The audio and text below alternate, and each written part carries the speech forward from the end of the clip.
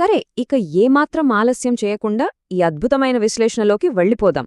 ఈరోజు మనం చూడపోయేది ఒక మామూలు వ్యక్తి అసాధారణమైన శిఖరాలను ఎలా చేరుకున్నారనే ఒక గొప్ప ప్రయాణం. అవునండి, మనం మాట్లాడుకుంటోంది భారతరత్న డాక్టర్ ఏపీజే అబ్దుల్ కలాం గారి గురించి. ఆయన ఆలోచనా విధానం, ఆయన స్ఫూర్తిదాయకమైన జీవితం గురించి ఈ వివరణలో లోతుగా చూద్దాం. ఇది కేవలం ఒక వ్యక్తి సాధించిన విజయం మాత్రమే కాదు, మనందరికీ ఒక గొప్ప పాఠం. అసలు ఆయన ప్రయాణం ఎక్కడ మొదలైంది, ఆయన నడిపించిన ఆ అదృశ్య శక్తి ఏంటో ఇప్పుడు స్పష్టంగా చూద్దాం. ఒక్కసారి ప్రశాంతంగా ఈ మాటలు వినండి. కలలు కనేవాళ్లే చరిత్ర సృష్టిస్తారు. ఎంత అద్భుతమైన వాక్యమో కదా! నిజంగా చరిత్ర పుటల్లో నిలిచిపోయిన ప్రతి గొప్ప మార్పు వెనుక ఎవరో ఒకరు కన్న ఒక బలమైన కల ఖచ్చితంగా ఉండితీరుతుంది. కలాంగారి జీవితం కూడా సరిగ్గా ఈ గట్టి పునాదిపైనే నిర్మితమైంది. ఆ గొప్ప ఆశయమే ఆయనను నిరంతరం ముందుకు నడిపించింది. నిజమైన కలల శక్తి. అసలు కళ అంటే ఏంటి? దానికి కలాంగారు ఇచ్చిన ఆ విలక్షణమైన నిర్వచనమేంటో ఇప్పుడు చూద్దాం. ఇక్కడ ఈ విషయం ఎంత అద్భుతంగా వివరించబడిందో గమనించండి. సాధారణంగా రాత్రిపూట నిద్రలో మనందరికీ ఎన్నో కలలు వస్తుంటాయి, అవునా? కాని కలాంగారి ఉద్దేశంలో అవి అసలైన కలలు కానే కావు. నిద్రలో వచ్చే ఊహలు కేవలం మనల్ని అలా ఉంచేస్తాయి, వాటివల్ల ఎలాంటి ఉపయోగం ఉండదు. మరి నిజమైన కల అంటే ఏంటి? ఏదైతే మనల్ని ప్రశాంతంగా కూర్చోనివ్వదో, మన లక్ష్యం వైపు పరిగెత్తేలా చేసి మన నిద్రను దూరం చేస్తుందో అదే అసలైన కల. ఆ నిరంతర ఆరాటమే ఎవర్నైనా సరే అసాధారణ విజయాల వైపు నడిపిస్తుంది.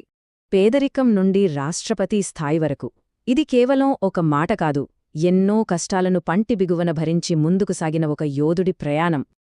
ఇప్పుడు ఈ ప్రయాణం ఎలా సాగిందో ఒక్కసారి చూద్దాం. ఒక అతి సామాన్య, పేద కుటుంబంలో పుట్టిన బాలుడు కుటుంబ భారాన్ని పంచుకోవటానికి చదువు కోసం వీధుల్లో న్యూస్ పేపర్లమ్మారు. ఆ కష్టాలే ఆయన్ని రాటుదేల్చాయి. ఎన్నో ఊహించని ఆటంకాలను దాటుకుంటూ ఏకంగా భారతదేశపు అత్యున్నత పదవి అయిన రాష్ట్రపతి స్థానాన్ని అధిరోహించారు. అట్టడుగు స్థాయి నుంచి దేశ ప్రథమ పౌరుడిగా ఎదిగిన ఆ తీరు నిజంగా రోమాలు నిక్కబడుచుకునేలా చేస్తుంది కదూ! పేదరికమనేది మనిషి ఎదుగుదలకు ఎప్పుడూ అడ్డుగట్ట వెయ్యలేదని ఈ చారిత్రక ప్రయాణం పదే పదే నిరూపిస్తుంది. ఓటమికి అసలైన నిర్వచనం. మరి ఇన్ని ఆటంకాలను దాటుకుని వచ్చిన ఆయన దృష్టిలో ఓటమికి అసలైన అర్థమేమిటో ఇక్కడ చూద్దాం. ఇక్కడ అత్యంత కీలకమైన విషయమేమిటంటే, ఆయన దృష్టిలో పేదరికమనేది ఏమాత్రం అడ్డంటి కానే కాదు.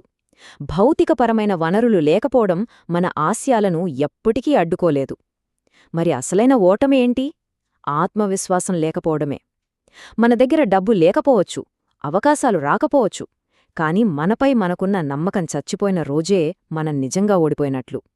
మన విజయాలను అడ్డుకునేది మన చుట్టూ ఉన్న పరిస్థితులు కాదు, కేవలం మనలో ఉండే అభద్రతాభావమే అని ఆయన బలంగా నమ్మారు.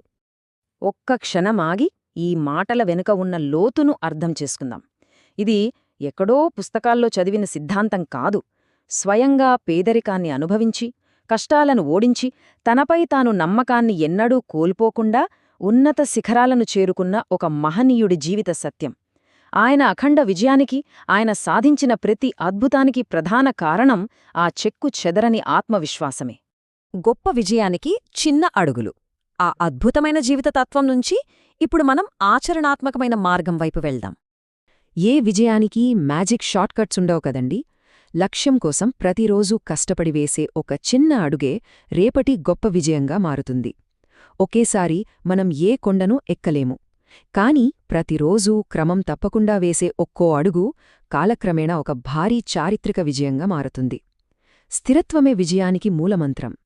ఏ రోజుకారోజు కష్టపడే తత్వమే ఒక సామాన్యుడిని అసాధారణుడిగా మారుస్తుందని కలాంగారి జీవితం మనకు స్పష్టంగా చెబుతుంది. ఇది 100కి 100 నిజం. మనం ఈ అద్భుతమైన విశ్లేషణ ముగింపుకు చేరుకున్నాం. ఇంతటి గొప్ప స్ఫూర్తిని చూసిన తర్వాత మనందరి మదిలో మెదలాల్సిన ఒకే ఒక్క కీలకమైన ప్రశ్న: ఈ రాత్రి మనల్ని నిద్రపోనివ్వకుండా చేస్తున్న ఆ కల ఏమిటి? మన ఆత్మవిశ్వాసాన్ని తట్టిలేపుతున్న ఆ గొప్ప లక్ష్యం ఏమిటి? ఆలోచించండి. ఆ కలల వైపు మనందరం స్థిరమైన అడుగులు వేద్దాం.